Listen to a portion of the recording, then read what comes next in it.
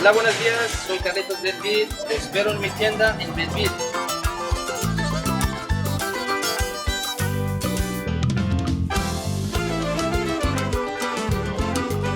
Ubicada en París 10, Metro Belleville, 135, Rue des Faubourgs du Temple.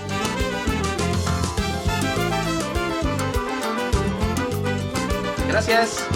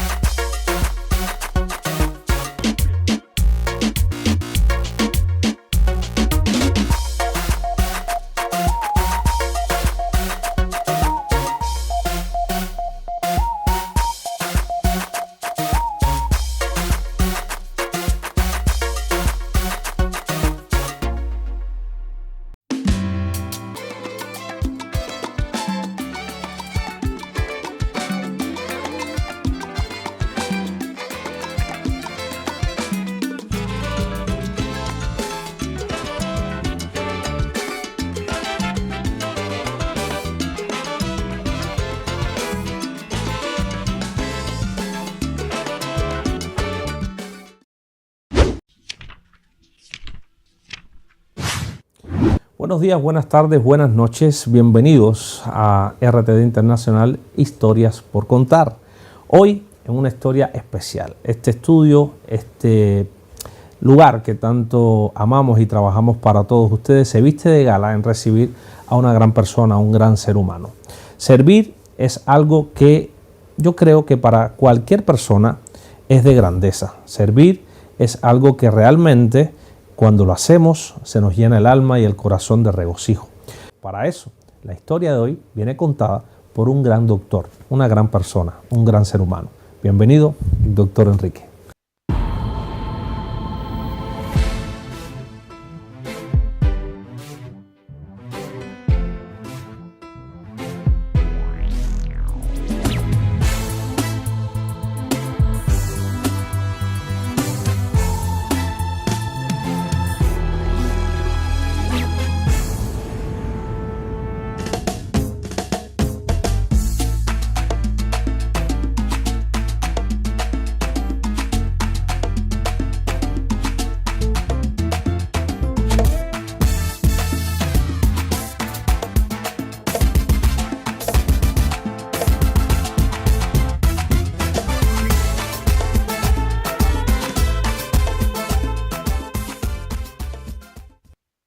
¿Qué tal? Hola, ¿cómo está?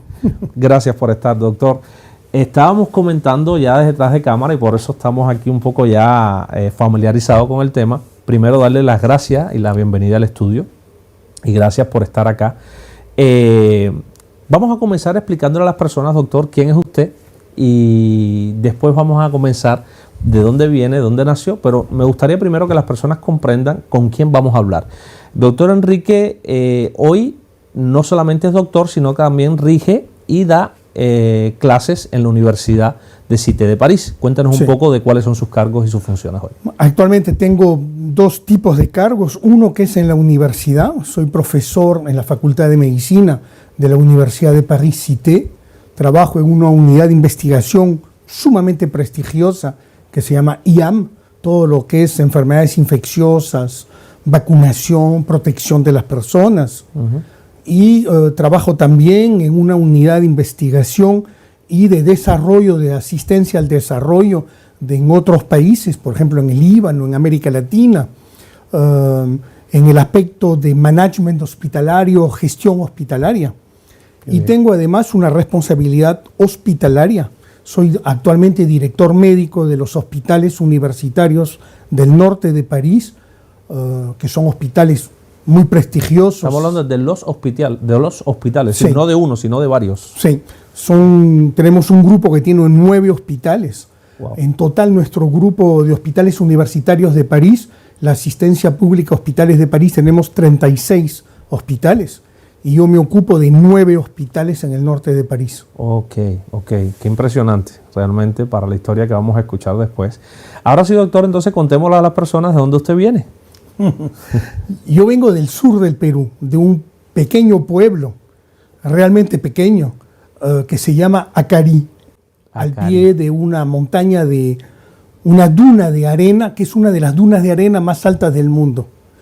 Mide algo así como 1200 metros de altura, wow. Una duna de arena. ¿Estos pueblos, por lo que usted me cuenta de la duna de arena, están cerca de Nazca?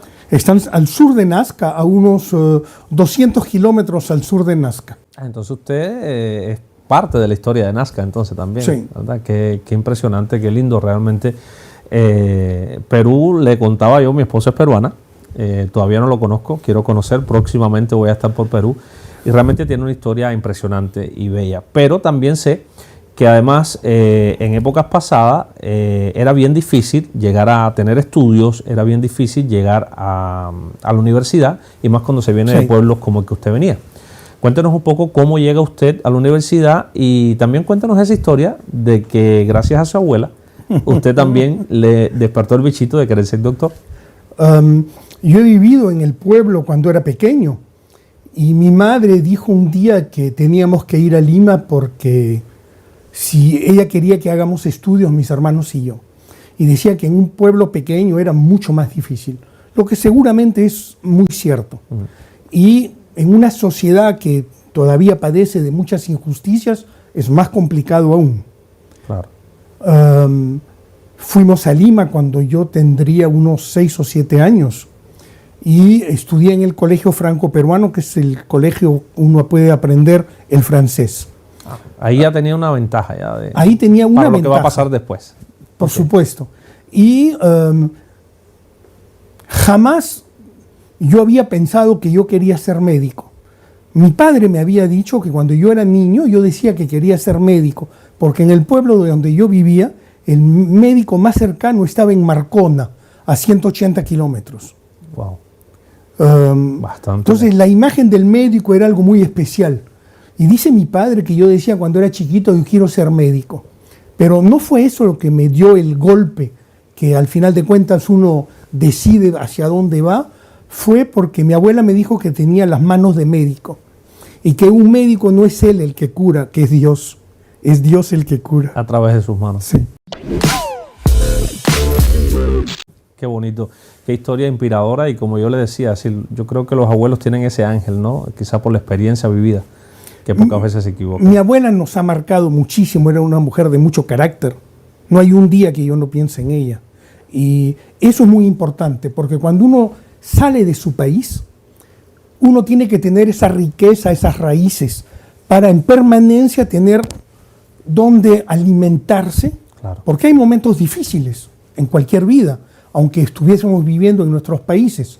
Y son esas raíces las que nos permiten de luchar, de perseverar y de no dejarnos vencer por la dificultad. Qué interesante lo que usted me dice. Hace poco yo le preguntaba a un entrevistado acá si pensaba como muchos latinos que piensan que llegar, o cualquier emigrante que piense de esta forma, que llegar a otros países es olvidarte de tu cultura y adaptarte a la cultura de ese país. ¿Qué piensa usted sobre ese pensamiento? No, yo pienso que cuando llegamos acá, los latinoamericanos tenemos una ventaja sobre muchísimos otros inmigrantes. Tenemos la reputación de ser gente trabajadora, de ser gente cumplida. Tenemos un áurea un poco mágica.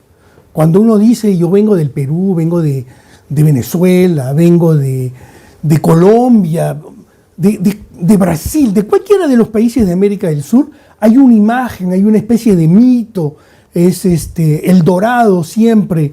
Y eso es una ventaja inmensa que tenemos los latinoamericanos. Y gracias al esfuerzo de los latinoamericanos que desde hace años han venido acá y han tenido éxito, tenemos además la reputación de ser trabajadores, de ser cumplidos. Sí. Y eso nos da una ventaja. Pero tenemos que tener esa raíz, tenemos que ser fieles a lo que hemos aprendido. En el Perú hay algo que aprendemos desde el colegio: Amaqueya, Amasuya, Amayaya, las 3 leyes del imperio incaico: no robarás, no mentirás, no serás ocioso. Entonces, bonito. Es algo que está muy enracinado en nuestra raíz, no lo podemos perder. Tenemos que guardar nuestra identidad. Lo que no podemos es imponer una manera a nosotros de ver las cosas. Yo recibo muchos médicos que la Embajada del Perú, cuando llegan acá al Perú, a Francia, perdón, me los envía a la Embajada. Y yo les digo, mira, hay 3 o 4 detalles que uno acá no puede hacer. Número 1, no te puedes emborrachar en público. Es de una vulgaridad colosal. Puedes tomar un trago, 2 tragos, 100 tragos, pero no puedes estar borracho. Claro. La segunda cosa es que cuando te dicen la cita es a las 9, tienes que estar 9 menos cuarto. A las 9 ya es tarde. Y eso es catastrófico. La tercera regla de oro que yo les doy es, tienes que decir que eres latinoamericano, que eres peruano, que eres boliviano, venezolano. Puedes hacer aprovechar un día con una sonrisa, pero no puedes tampoco imponer un modo de ver las cosas. Acá, por ejemplo, hay cosas que no se discuten en público. Jamás de política, jamás de religión. Es la historia de estos países. Es el respeto hacia la cultura también del país. Y hay que ser respetuosos de eso. Mis hijos cuando van al Perú se quedan sorprendidos. Te cuento la anécdota. Cuando entran al hospital y ya hay vírgenes y escultura, y Cristos por todas partes. Acá en el hospital no hay una virgen, no hay un Cristo. Es el respeto de la regla de la laicidad. Entonces, cuando uno llega acá, tiene que someterse a esas reglas y uno guarda el lado simpático de nuestra personalidad. Les voy a dar un ejemplo. Yo llego todas las mañanas al hospital y le digo buenos días a todo el mundo. Acá hay mucha gente que no dice buenos días. Tienes razón. Porque la gente parte del principio, pero eso es muy francés, de no quiero invadir tu privacidad. Es verdad. A nosotros nos sorprende, ¿no? Lo tomamos como una falta de respeto muchas veces. Pero tenemos que aprender que es así. Hay otro detalle, por ejemplo, nosotros somos mucho más expresivos. Si yo te hago probar un plato peruano, tú me vas a decir, Enrique, es delicioso. Acá jamás se usan los superlativos. Muy rico.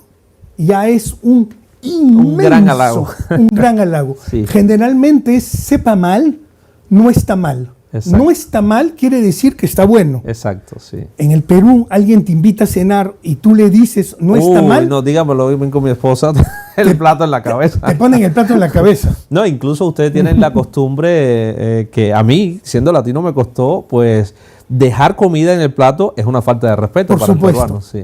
Entonces, nos tenemos que acostumbrar y la gente aprende a apreciarte con esas particularidades que podemos tener de ser un poco más expresivos, pero acá es el imperio de la discreción.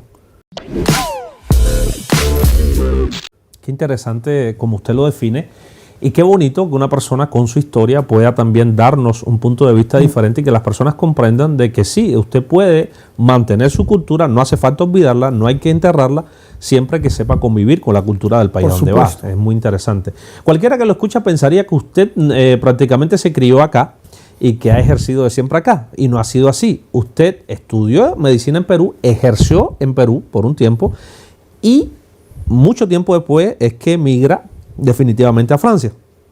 Cuéntenos un poquito cómo sucedió esto, es decir, y qué diferencia usted fue chocante, ¿no?, entre la medicina peruana, o cuando ejercía en Perú, y la que ejerce hoy acá.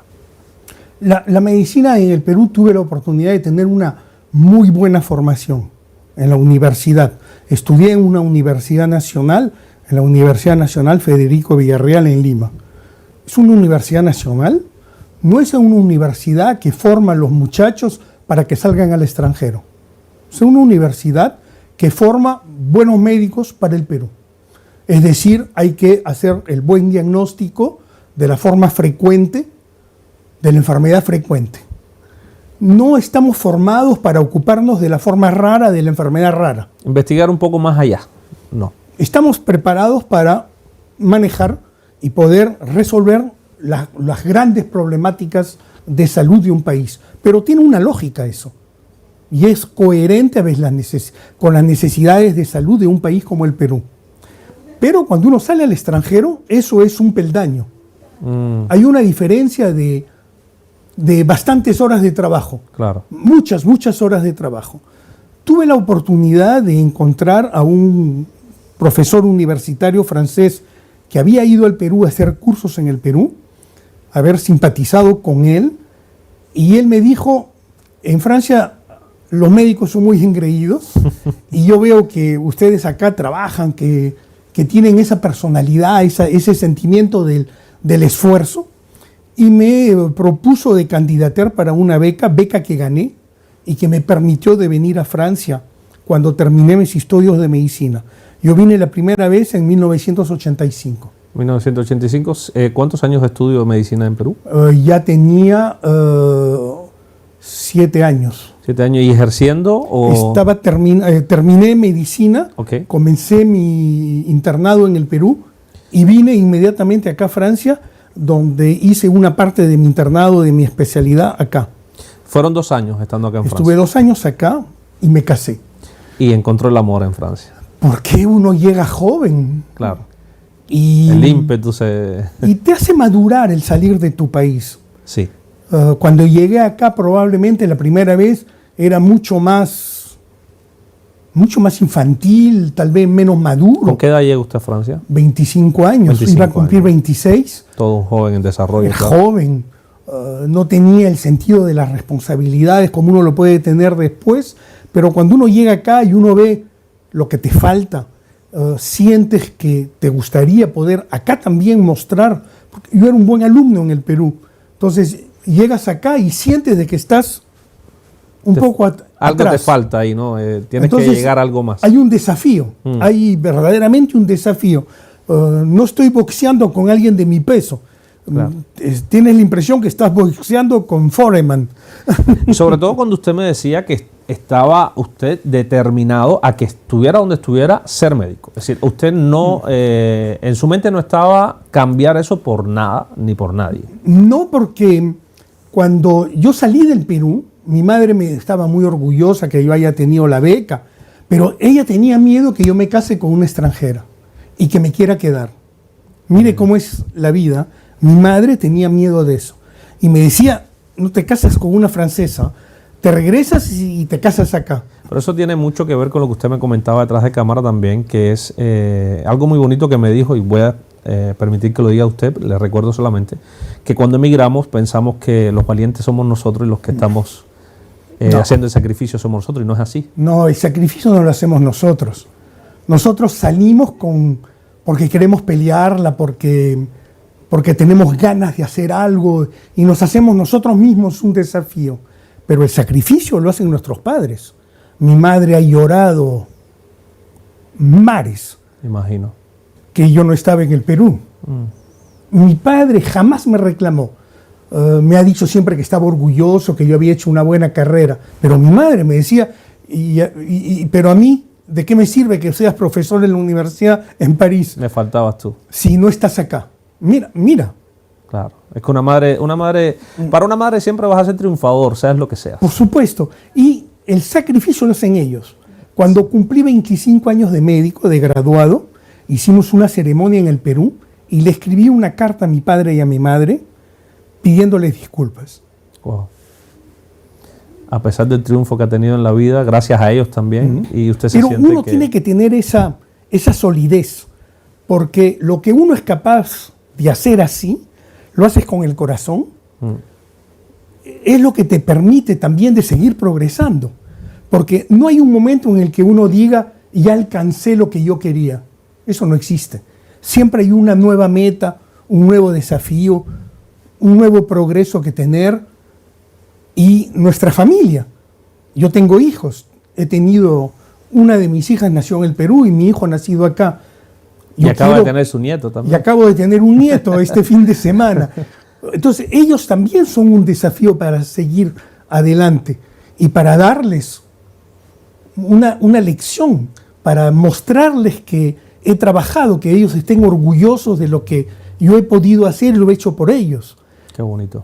Y mi nieto que acaba de nacer Le he comprado la camiseta del equipo del Perú y le he comprado un pijamita del hospital para que se lo pongan en el hospital y le han puesto un chullo en el hospital. Mire qué orgulloso, doctor Enrique, de verdad me llena de placer poder escucharlo, porque alguien que ha tenido tanto triunfo como usted, por eso me gustó comenzar de atrás hacia adelante para que las personas supieran con quién estábamos hablando. Hay dos cosas que me van impresionando hasta el momento. Uno, a pesar de los años, a pesar de lo que usted hace, de dar clase, de ser, usted no ha perdido siquiera su acento peruano. Está ahí. De verdad. Es decir, está en el fondo de su voz. Usted es latino, lo defiende, pero con qué honor, con qué maestría también identifica que sí está en un país que le ha dado todo, manteniendo sus raíces y agradeciendo sobre todo sus raíces. Eso me impresiona muchísimo y le agradezco que personas como usted hagan este tipo de manifestaciones. No podemos olvidar nuestras raíces porque son ellas las que van a construir nuestra identidad y son ellas las que van a permitir que nuestros hijos acá se sientan orgullosos de ser latinos también. Claro que sí. Mis hijos reivindican su lado latino porque yo les he inculcado la cultura del Perú. No les he inculcado la borrachera, la jarana, les he inculcado cuestiones de cultura. Claro. Hemos visitado, hemos ido, les he comprado los libros para que puedan leer, para que tengan una identidad en que son franceses, pero también son peruanos. Por sus venas corre sangre peruana. Por supuesto. Claro. Y a mi nieto le compro cosas para que él también algún día diga, soy peruano. Claro que sí. Doctor, vamos a hacer un pequeño corte. A regreso vamos a seguir hablando porque además usted tan peruano se sintió que en vez de decidir quedarse acá, usted lo que hizo fue con su esposa pues tratar de vivir en Perú. Y después fue que retomó el camino para el regreso. Entonces vamos a este pequeño corte y vamos a seguir hablando en breve con el doctor Enrique en esta maravillosa historia. Recordarles nuestras redes sociales, RTD Internacional en Facebook, Instagram y YouTube. Suscríbase, dele a la campanita y comparta para llegar a más familias. Ya volvemos.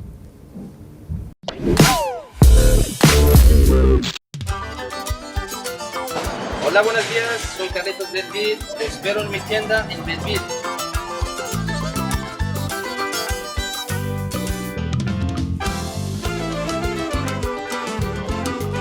Ubicada en París 10, Metro Belleville, 135, Rue des Faubourgs du Temple.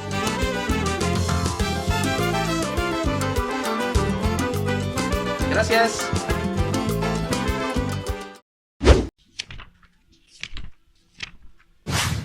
Estamos acá en Historias por Contar en RTD Internacional y estamos maravillados con la historia que nos está regalando el doctor Enrique. Vamos a continuar entonces donde lo dejamos. Hablábamos de que tan peruano se sentía y usted quería seguir defendiendo la idea de poder ejercer en Perú, que a pesar de haber encontrado el amor acá en Francia, decide regresar a Perú cuando terminan estos 2 años de la Sí, beca. porque fue una decisión difícil. Mi mujer, se puede usted imaginar que sus padres no querían que ella se fuese al Perú.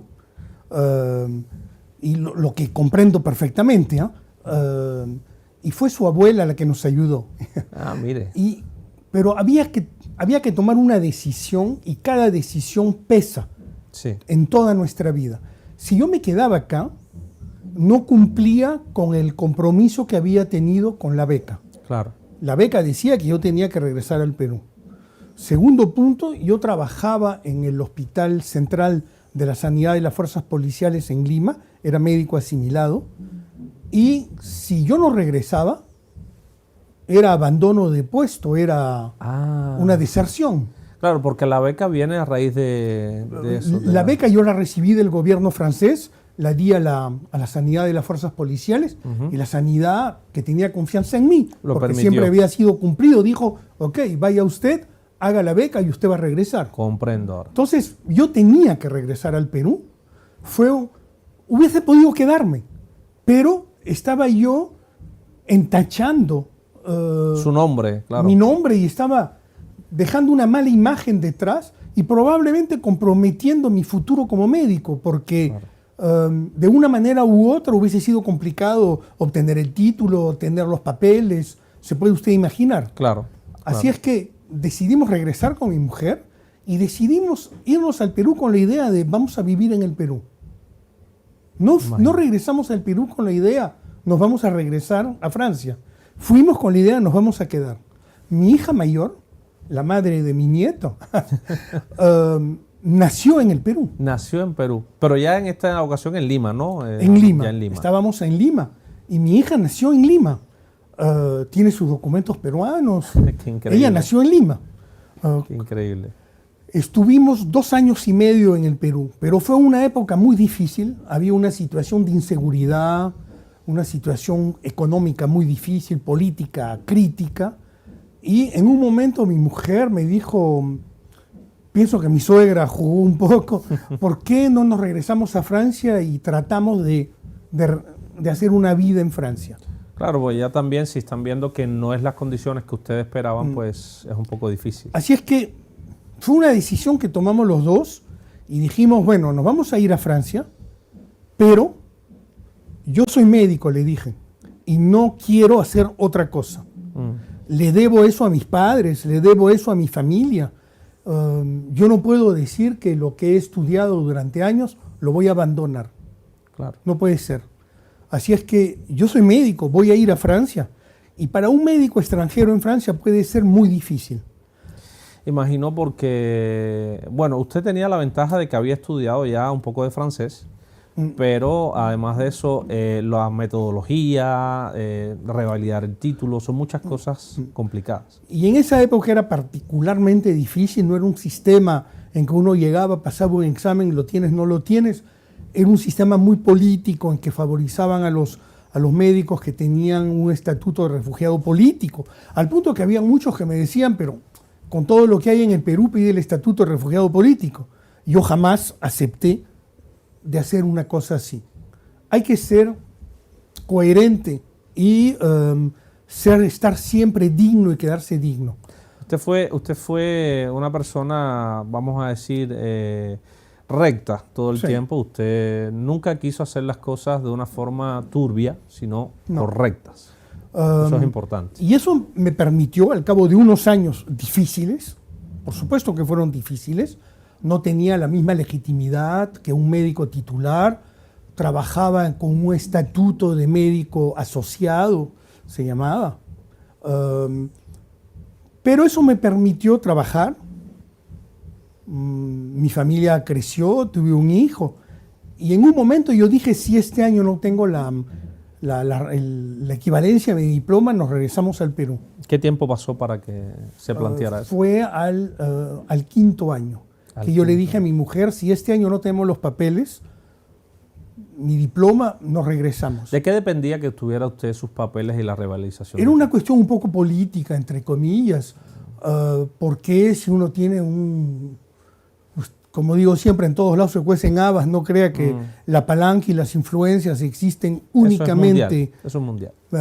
En nuestros países existen en todas partes del mundo. Y el profesor Bachon, que fue el que me hizo venir con la beca, me ayudó. Gracias a él tuve ese último empuje.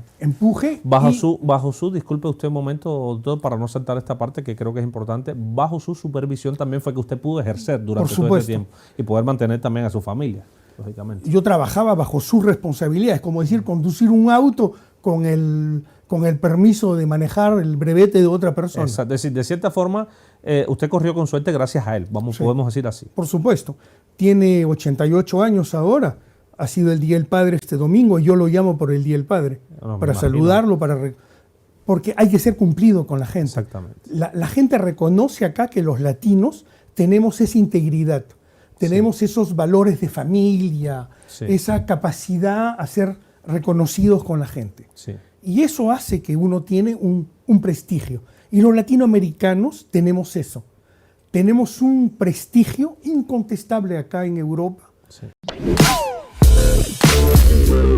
Mucha gente nos mira que somos trabajadores, que somos cumplidos, que somos honestos. Y por eso cuando hay un latinoamericano que alguna vez falla, todos los otros lo criticamos. Y debería ser así constantemente porque ha costado mucho trabajo y sacrificio ganarse ese prestigio. Por supuesto. Durante muchos años que sabemos también que otras emigraciones no son tan bien vistas acá.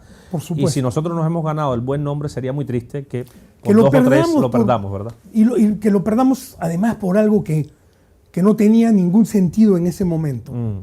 ¿Se da cuenta? Claro. Yo me acuerdo una época en que no ganaba mucho y había gente que venía del África a ver a mi jefe, al profesor Vachon. Y el profesor Vachon me decía, mira, yo no los puedo ver.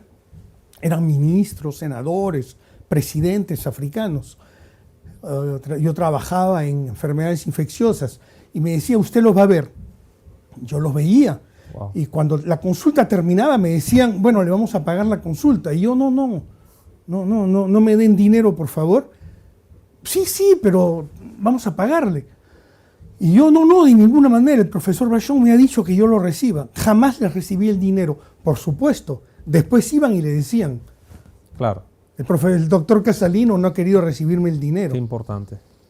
¿Se da cuenta? Acá en Francia eso es muy importante. Claro.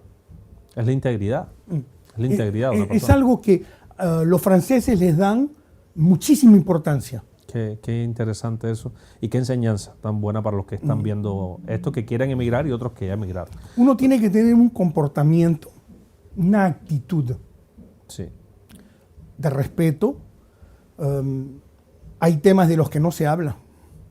Jamás se habla de religión, jamás se habla de política en el trabajo, jamás se habla de tu vida privada. La gente es muy respetuosa, la gente respeta mucho la independencia y el derecho de no tener que entrar en historias con otra gente. Claro. Sí, usted me contaba incluso eso de los buenos días, ¿no? Que muchas personas acá no te dicen el buenos días por no invadir tu espacio. A veces Sí. te ven y uno lo toma como una falta de respeto y es todo lo contrario muchas veces. Acá la gente es así. Nadie te va a preguntar por qué sales más temprano hoy día o por qué llegaste tarde. No, esto es espacio, nadie se mete en eso. Es tu espacio. Qué interesante. Entonces, doctor, usted a los 5 años decide que si no era ese año, se regresaba a Perú. ¿Y qué pasó? Sí.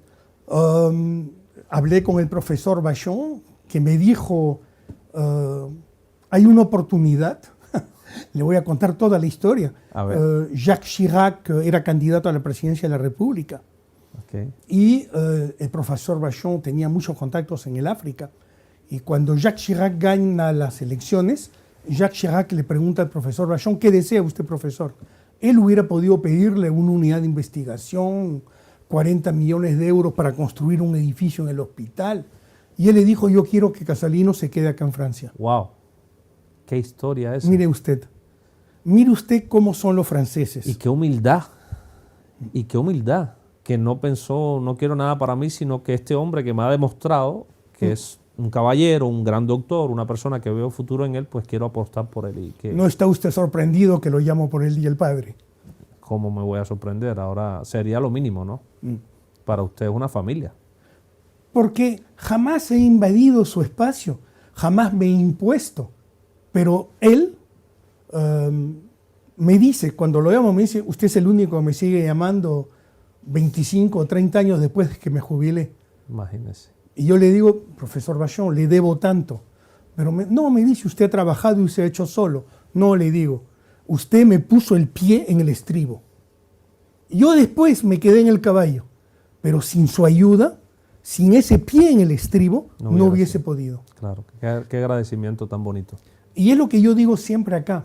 Cuando alguien viene y me dice, Enrique, ¿puedes ayudarme? Mi hijo, mi hija, tengo a alguien de mi familia. Yo digo, acá el compromiso es yo los ayudo a poner el pie en el estribo. Después cada uno tiene que galopar. Saber subir el escalón, claro que sí. Pero mi rol es poner el pie en el estribo.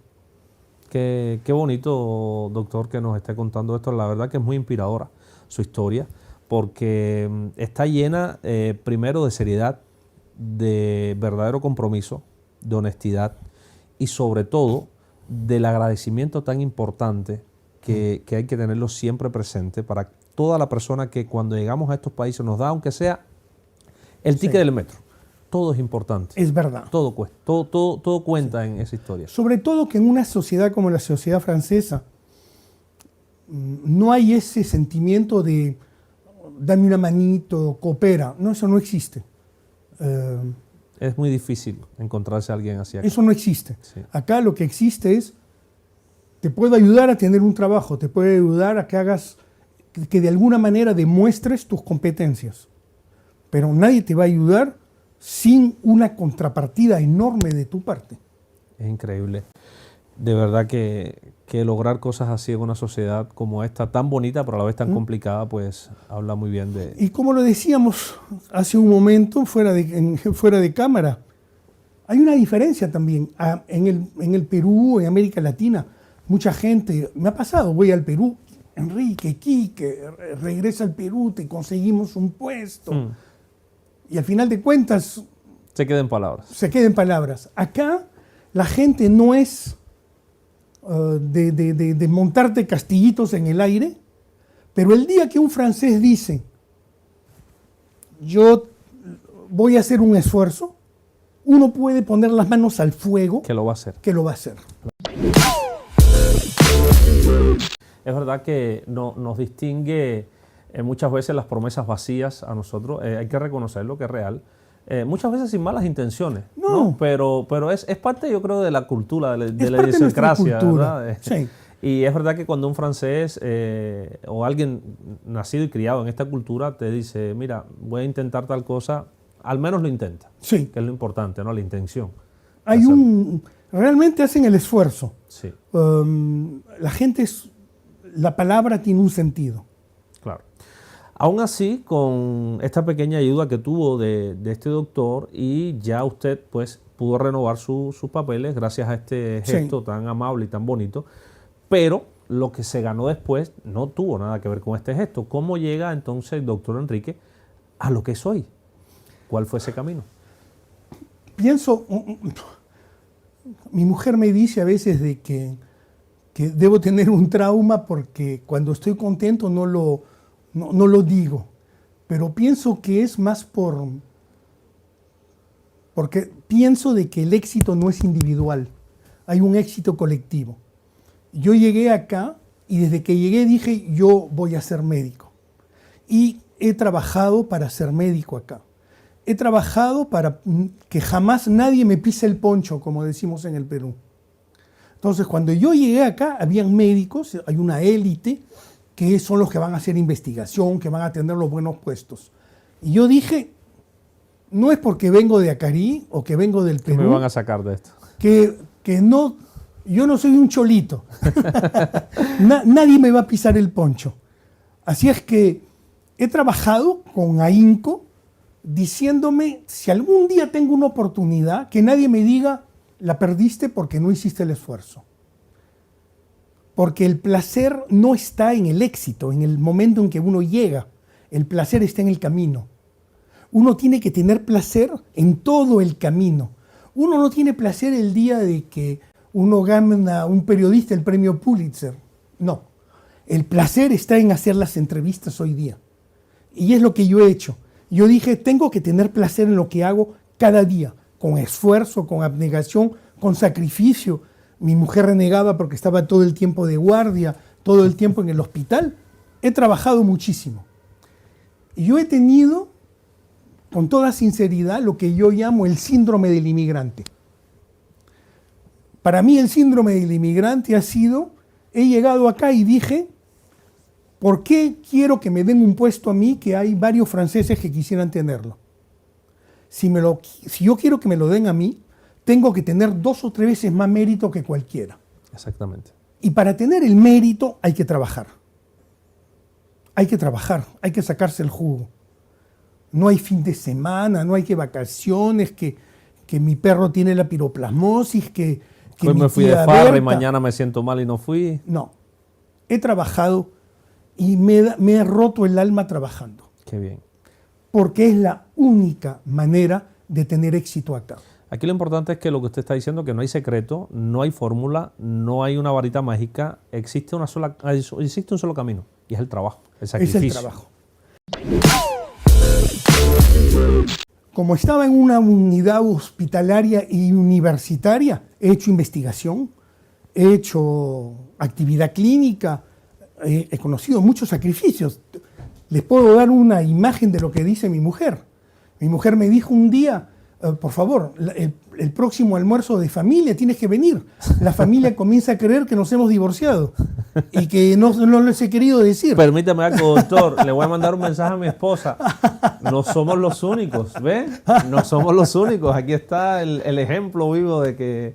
No, porque realmente me siento muy identificado con usted en lo que está diciendo, porque para lograr lo poco, ¿no?, que hoy hemos avanzado también en este camino del periodismo, de la comunicación, me ha costado, igual que usted, muchas horas a veces de no estar con la familia, de perderme momentos importantes, y por eso me identifico mucho con lo que está diciendo y entiendo el sentimiento que hay debajo de esas palabras, que son muy fáciles prácticamente de decir, pero cuando uno las ha vivido, es que entiende lo difícil que realmente ha sido, ¿no? Mi mujer me dijo una vez, si estuviésemos divorciados o si yo fuese viuda te vería más que de lo que te veo ahora, me dijo. Y digo, ¿por qué?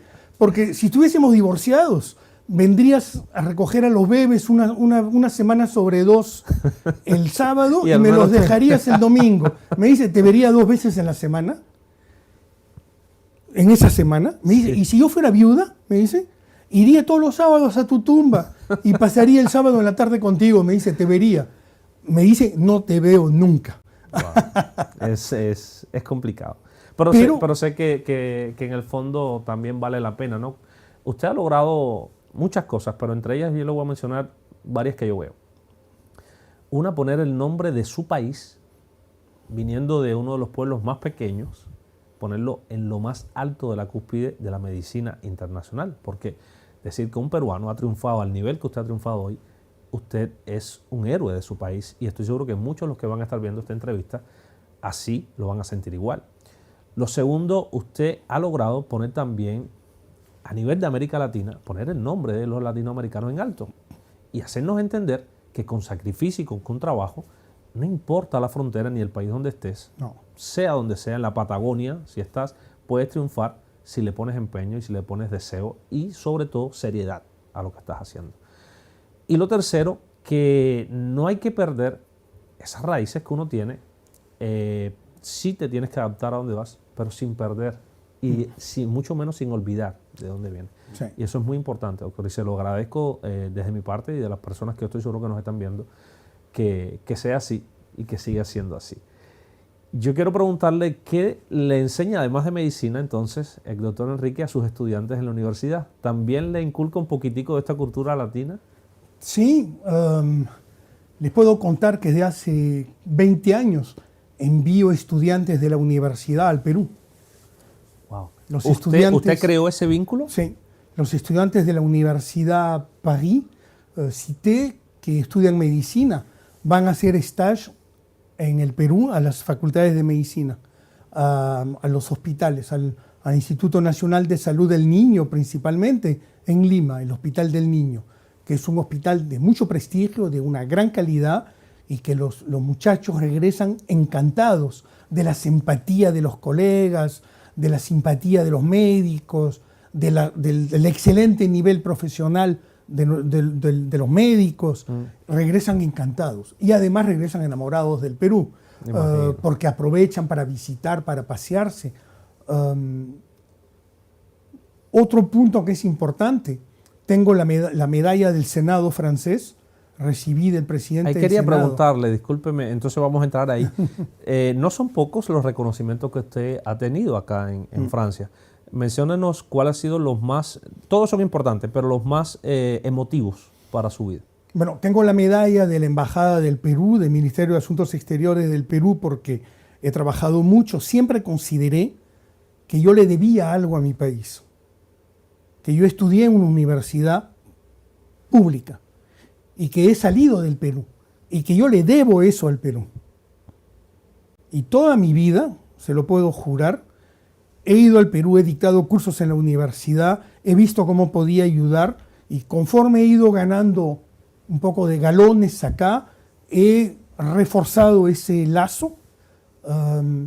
La semana en octubre vienen a París los estudiantes de la maestría de gestión de la Universidad Cayetano Heredia a visitar París una semana para ver cómo funcionan los hospitales de París, y los recibimos acá durante una semana. Ve usted que he hecho todo lo que he podido para siempre devolverle a mi país lo que él me había dado. Lo que usted siente que tiene ese compromiso con él. Porque es parte de esa integridad. El éxito no es mío. He dicho que el sacrificio ha sido de mis padres, el sacrificio ha sido de mi mujer, ha sido de mis hijos también, de mis suegros. Claro. De nuestros suegros. De nuestros porque suegros, cuando porque ellos también sufren, ¿no? Ellos ver a también su sufren. hija que tiene un esposo que es bueno, pero que muchas veces está ausente, ¿no? Sí. Y nuestros hijos, no estamos con ellos muchas veces. Le hemos dado una prioridad al trabajo. No voy a decir que me arrepiento porque sería un hipócrita. Lo he hecho porque era parte de lo que era mi proyecto. Yo vine acá no para dejar de lado lo que era mi ambición como persona. He venido a Francia y he realizado la ambición que yo tenía, que hubiese podido hacer en el Perú, y que no pude porque la vida es así, y vine a Francia. Y he hecho acá en Francia todo lo que era necesario para tener el éxito que yo hubiese querido tener. Mi mujer a veces me dice, de repente has tenido más éxito acá que allá. Y por eso es que digo que tengo el síndrome del inmigrante. Porque es verdad que a veces en nuestro país nos contentamos de una cierta facilidad. Y cuando estamos fuera, podemos tener el síndrome del inmigrante. Hay que tener el síndrome del Querer inmigrante. más, querer más. Hay que tener ese apetito insaciable de poder demostrarle a mi madre, a mi padre, que me fui, pero que lo que hice tenía un sentido. Al menos valió la pena. Que es lo Valió importante. la pena. Qué bien, doctor. Y no es una cuestión de dinero, No, estamos hablando de ambición profesional. una ambición profesional. Claro que sí. Porque no hago del éxito una cuestión de dinero. ¿Ah? El éxito, hay muchos peruanos acá que han tenido muchísimo éxito, muchos latinoamericanos Sí, ¿no? en el arte. Y monetariamente también hablando, hay muchos que realmente han Por logrado, supuesto. pero profesionalmente está muy bien lo que usted está explicando. Es decir, se debe venir con ese síndrome del emigrante que usted dice, a tener la ambición de no quedarme estático porque quizás incluso monetariamente estoy bien, no, sino que profesionalmente hay que demostrar que podemos más.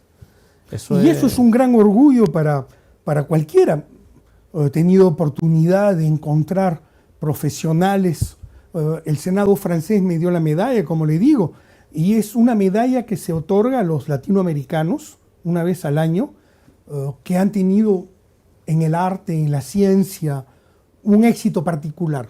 A mí me tocó hace 3 años, estuve este año cuando se han dado las medallas nuevamente. Había un colega peruano que es astrofísico, wow. que tiene un currículum que es para hacer palidecer a cualquiera. Un matemático que era un cubano.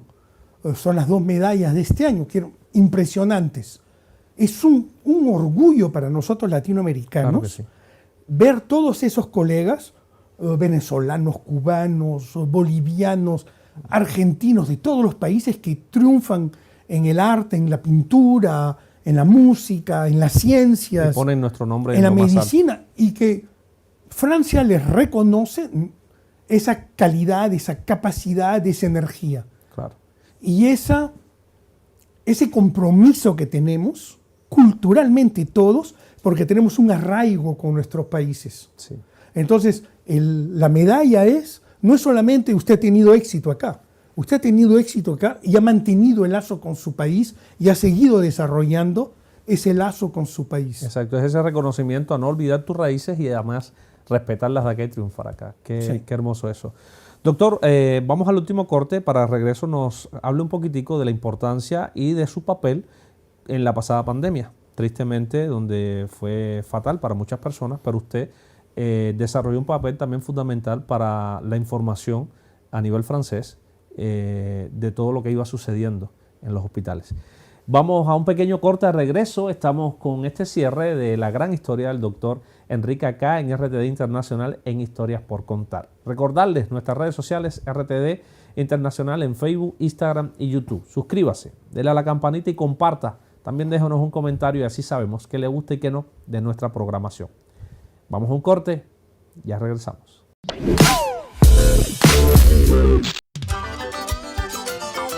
Hola, buenos días, soy Carlitos Belleville, te espero en mi tienda en Belleville.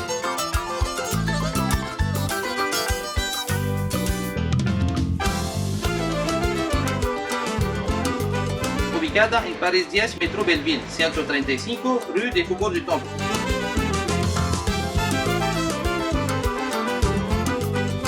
Gracias.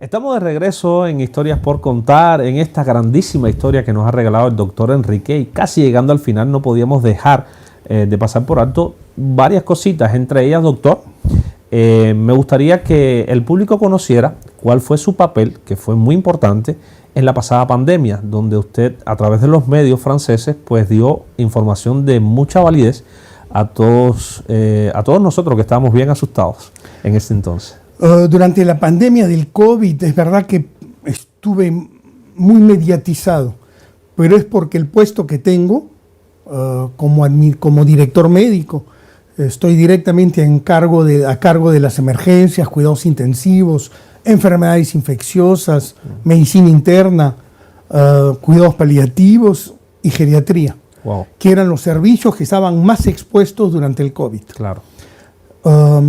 Además de eso, había una comunicación tal vez un poco más fácil.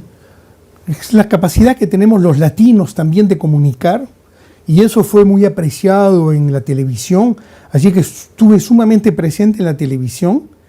Ahora tenemos varias preocupaciones. El COVID no ha sido resuelto. Hay todavía muchas mutaciones que siguen ocurriendo y hay siempre una amenaza de que en algún momento un nuevo virus pudiese emerger. Actualmente hay muchos casos de COVID en París. O sea, hablamos de las cepas, ¿pueden ser? Claro. Cepas que son sean los derivados variantes del primero. Del primero. Hay muchos casos de COVID actualmente, en París, en toda Europa, en todo el mundo. Y en algún momento pudiese aparecer uno que no solamente va a darnos un resfrío fuerte, pero que podría darnos, además, como en la primera ola, una forma mucho más grave y que puede incluso un poco escapar a las vacunas que tenemos hasta ahora, porque las vacunas siguen funcionando. Así que permítame recordar que hay que seguirse vacunando, sobre todo si uno tiene una patología de base débil, que nos expone a ser una forma severa. Hay un riesgo actualmente de una nueva gripe, la gripe aviar. la gripe aviar. Está matando cientos de miles de millones de aves en el mundo, está contaminando el ganado en Estados Unidos. Es una catástrofe. No hay contaminación por comer la carne o tomar la leche al ser humano, pero han habido ya algunos casos de que el virus ha pasado al ser humano. Déjame hacerle un énfasis acá, doctor. Es decir, este tipo de virus, que muchas veces decimos no es peligroso porque no se transmite, por ejemplo, del animal al ser humano, pero sí pueden ir mutando y adaptándose a la inmunología del ser humano. Por supuesto. Y a fuerza de transmitirse, ahí es que muta. Okay. Entonces, esas mutaciones podrían hacer que se transmita mucho más fácilmente al hombre y que sea mucho más grave en el hombre. ¿Y qué es lo recomendado en este caso que todavía estamos previendo, ¿no? Algo que podría suceder? ¿Cómo es se debe actuar? Un principio general, como tenemos el problema del dengue en América Latina, el Zika, el chikungunya, que son infecciones que no existían en América Latina, existían en el África, pero ahora se han diseminado en todo el mundo. Y a fuerza de transmitirse y de cambiar de un ser humano al otro, mutan, dan nuevas formas clínicas más graves. El cambio climático es responsable en gran parte de toda la aparición de estos nuevos virus. Tenemos que tener una responsabilidad hacia lo que es el riesgo del cambio climático. Tenemos que comprender que no es un capricho y que el riesgo climático hoy en día es una realidad con un impacto en la salud humana, con un riesgo colosal en los años a venir. Estamos hablando que los lugares que no habían humedad hoy existen y por eso se puede desarrollar este tipo de virus, etcétera, ¿no? Sí. Es decir, ¿cómo es por ejemplo, antes acá en Francia no había el mosquito tigre, que es el que transmite el dengue. Actualmente hay nosotros lo conocemos en Cuba como el Aedes aegypti, ¿no? Sí, es la familia de los Aedes. Okay. Y todos estos mosquitos de la familia de los Aedes, con el cambio climático, están instalados en toda Francia. Lo que quiere decir que si en algún momento el virus llegase en algunos pacientes, inmediatamente puede haber una epidemia. El riesgo epidémico en Francia es hoy en día real, concreto, y es una cuestión de tiempo, nada más. Para que suceda. Y si ya tenemos la experiencia, doctor, y usted que lo vivió en carne propia allí en los hospitales, de todo lo que sucedió, me imagino que la contingencia de hoy, es decir, la preparación que tiene el gobierno, que tienen las instituciones, sea diferente o no. Hay un equilibrio de fuerzas. Hay una parte de nosotros que queremos ser ultra prudentes, ultra observantes, tener muchísimo cuidado, todo preparar para evitar que eso ocurra. Y hay una parte de nosotros que nos dice, pero hay que seguir viviendo y no podemos quedarnos bloqueados. Es una parte de eso, es la parte de nuestro cerebro que nos permite de seguir viviendo. Le voy a dar un ejemplo. Imaginémonos que somos los hombres de las cavernas hace 20.000, 30.000, 40.000 años. Hay todos los leones, los tigres que están afuera que nos quieren comer. Sí. Si no salimos de la caverna nos morimos. Exactamente. Pero si salimos de la caverna nos pueden comer. Pero si salimos, vamos a desarrollarnos, vamos a crear nuevas maneras nuevas de estrategias de desarrollarnos defensa. y vamos a desarrollar estrategias, y así es que nació y apareció el hombre moderno que es capaz de cultivar. Doctor, basado en esta idea, algo que yo siempre quise preguntarle y voy a aprovechar ya que lo tengo acá hablando de este tema. No pudimos hacer la entrevista en aquel momento, sobre todo por mí, porque bueno, todo se trancó, yo no tenía movilidad. Pero hay una pregunta que a mí siempre me quedó en la cabeza. Por años siempre se ha dicho que la persona enferma de algún tipo de virus de este sistema, siempre lo que se le enviaba era a tomar aire, a tomar sol y no a encerrarse porque podía ser peor. En este caso fue todo lo contrario. ¿Qué tan bien o qué tan mal estuvo esto? Y si se probó o no que esta era la metodología a seguir. Hoy en día hay suficientes publicaciones científicas para decir que sin el confinamiento acá en Francia hubiese habido y en el mundo hubiesen habido muy seguramente varios millones de muertos suplementarios, decenas de muertos suplementarios.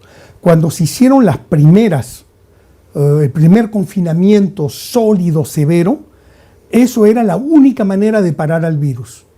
Las veces siguientes fue más ligero y había un compromiso. Se aceptaban 100.000 muertes, pero aceptar 1 millón o 2 millones no era aceptable. Ha habido un compromiso político. Claro. No había vacunas, no había tratamiento. Entonces no había otra solución que bloquear la transmisión del virus. Claro, este ha sido el miedo, porque otras personas siempre me han dicho, pero bueno, el cáncer mata más, la gripe mata más, pero yo, por lo que entiendo, es que sí, el cáncer ya se conoce de qué va, la gripe existe en las curas, lo que pasaba con este virus es que no se sabía cómo se iba a curar, ¿no? Por eso es que se toman las acciones. No se sabía qué es lo que podía pasar, y los primeros datos que teníamos que se han confirmado es que si no bloqueábamos la transmisión del virus, habían millones de muertos, porque no teníamos ninguna inmunidad contra el virus. Hoy en día, si hubiese el mismo virus que llegase, todos hemos tenido una inmunidad, o porque nos han vacunado porque hicimos la infección. Entonces, es más difícil que hagamos formas graves. Vamos a estar bien enfermos, pero menos probablemente a riesgo de morir. Sí, porque ya tenemos el desarrollo dentro Por supuesto. Okay. Pero en la primera epidemia, en la primera ola, no había ninguna inmunidad. Y yo he visto gente joven morir. Debe haber sido duro para usted. Le voy a contar que cuando el gobierno hizo la orden de confinamiento, comenzaban a llegar los casos al hospital y el gobierno da la orden de confinamiento como una semana después, y en el hospital comenzábamos a ver la gente que se moría en los pasadizos de las emergencias. Y yo llego a mi casa y me llaman por teléfono del hospital y me dicen, Enrique, como que me llaman, me dicen, Soto Beltrán tiene el COVID y se está muriendo. Y el otro se está muriendo. Gente que yo conocía. Wow. Visitadores médicos, gente del hospital. Ahí me dio el pánico y dije, ahorita cojo el carro, y llevé a mi mujer. Mis suegros tienen una casa en el campo en el sur de París, la llevé allá, mi mujer y mis hijos, y los dejé allá. Y yo me quedé en París solo, trabajando en el hospital, porque tenía miedo de traer el virus a la casa y que les pase algo. Y yo dije, es mi trabajo, si me muero salvando a la gente es mi trabajo. Claro, pero no quería que mi familia corra el riesgo porque yo iba al hospital todos los días. ¿Se imagina usted las enfermeras, los médicos que trabajaban en el hospital? Yo todavía tenía el privilegio de poderlos dejar en algún lugar en seguridad. Claro. Y los otros no. Nunca me voy a olvidar mi vecina del piso arriba, muy simpática, que al cabo como de una semana nos cruzamos en la calle y a esta distancia, yo caminaba y ella volteaba alrededor mío para que siempre hayan 3-4 metros de distancia, porque estaba muerta de miedo. Y me dijo, no tome usted el ascensor, por favor. Porque tenía miedo que el virus se quede en el ascensor. ¿Y fue real esto, doctor, que sí, fueron precauciones que después nos dimos cuenta que eran exageradas, o todas sí realmente fueron necesarias? En un momento todas han sido necesarias. En el Perú ha sido una catástrofe, porque, por supuesto, en el Perú no hay las ayudas sociales como acá en Francia. Me acuerdo ir al Perú en una cooperación durante el periodo del COVID. Éramos 6 personas en el avión de Air France de ida. Wow. Y creo que éramos 7 u 8 en el avión de regreso, porque estaba prohibido viajar. Habíamos ido a cooperar al Perú y no había una persona que te dijese, yo no tengo a alguien que ha fallecido del COVID. Sí, fue terrible. La gente tenía que trabajar y era un lujo que no podían darse de estar bloqueados en la casa. Claro. La gente salía a trabajar. Claro, era difícil. Ha sido una mortandad terrible. Hoy día tenemos que mirar hacia el futuro con optimismo, pero tenemos que ser lúcidos. Como le digo a mis pacientes, a mí me pagan para que yo me preocupe por ti. Así es que no se preocupen. Déjenme preocupar. Nosotros somos los que nos preocupamos y estamos trabajando en eso. Y para contar la última cosa que estoy haciendo, actualmente soy el responsable de la organización de los Juegos Olímpicos en el lado médico. Entonces, tengo la responsabilidad de los atletas olímpicos y paralímpicos, de la policlínica en la ciudad olímpica, y si hubiese cualquier atleta que tiene un problema más grave, va a venir a mis hospitales y nosotros nos vamos a ocupar. Qué interesante. Entonces, en permanencia estamos trabajando. En prever. Y siempre es un orgullo de que sea un sudamericano, claro que sí, el que toma esa responsabilidad. Claro que sí. Doctor, ha sido todo un honor. Realmente creo que nos quedamos cortos, pero pudimos resumir en este tiempecito lo que es el doctor Enrique, lo que ha hecho, lo que ha sido su vida, tanto desde que salió de Perú hasta hoy. Y pues ya nos daremos una segunda oportunidad para seguir conversando. Gracias por todo lo que hace. Gracias de parte mía, del equipo y de todas las personas que nos ven, por ser la persona que es, y que sigan los éxitos hacia adelante, que siga poniendo el nombre de América Latina y del Perú en lo más alto de la cúspide acá en París, Francia, y que existan muchos más doctores Enríquez en el futuro, ¿verdad? Estoy seguro que sí. Los latinoamericanos, incontestablemente, somos gente trabajadora, llegamos acá y lo que queremos es salir adelante. Y ese es el éxito y la reputación que tenemos. Tenemos que mantenerla, y estoy seguro de que muchos de nuestros compatriotas vienen acá llenos de ilusiones y de esperanzas. Hay que trabajar fuerte, hay que sacrificarse, pero es un país también que nos da la posibilidad de poder compensar de alguna manera esos sacrificios y esos esfuerzos. Así mismo es. El doctor ha sido tan amable de incluso poner su WhatsApp a disposición para cualquier persona también que lo quiera contactar, entrevistar, dar algún tipo de estas charlas tan interesantes. Ahí está también sus redes sociales, aparece como Enrique Casalino en todas sus redes sociales, Facebook e Instagram. Y pues nosotros ya estamos llegando al final de esta nueva historia por contar en un día tan especial como el de hoy, donde tuvimos la oportunidad de conversar con el doctor Enrique. Nuestras redes sociales son RTD Internacional en Facebook, Instagram y YouTube. Recuerde suscribirse si aún no lo ha hecho, denle a la campanita para que le lleguen todas nuestras notificaciones, y también compártalo, déjenos un comentario, díganos qué le gusta y qué no de la programación, así nosotros también tenemos un medidor para mejorar lo que estamos haciendo. Nos vemos en una próxima. Usted siga conectado con nosotros. Esto es Historias por Contar.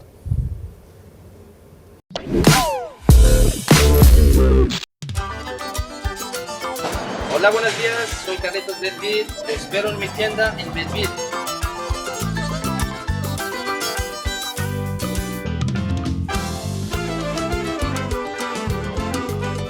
ubicada en París 10, Metro Belleville, 135, Rue des Faubourgs du Temple.